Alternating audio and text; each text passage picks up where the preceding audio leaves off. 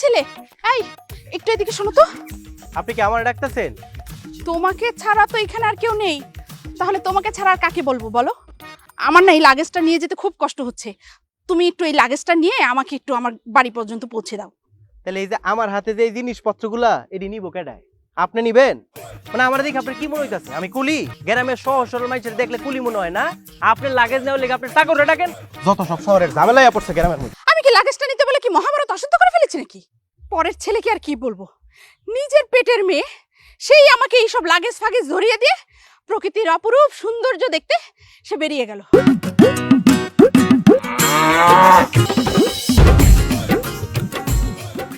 Sorry, extremely sorry. আমি আসলে অনেক বছর পর গ্রামে আসছি তো, এখানকার মনোমুগ্ধকর প্রাকৃতিক দৃশ্য থেকে নিজেকে কন্ট্রোল করতে পারিনি।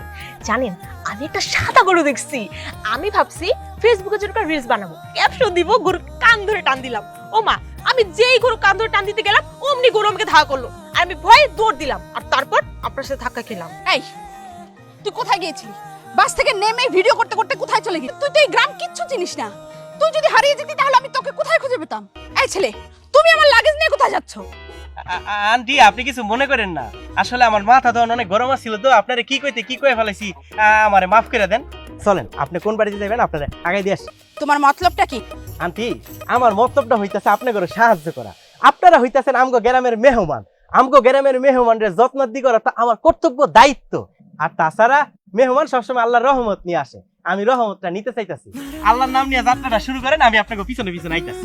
আচ্ছা ঠিক আছে, এসো, আয় আয়।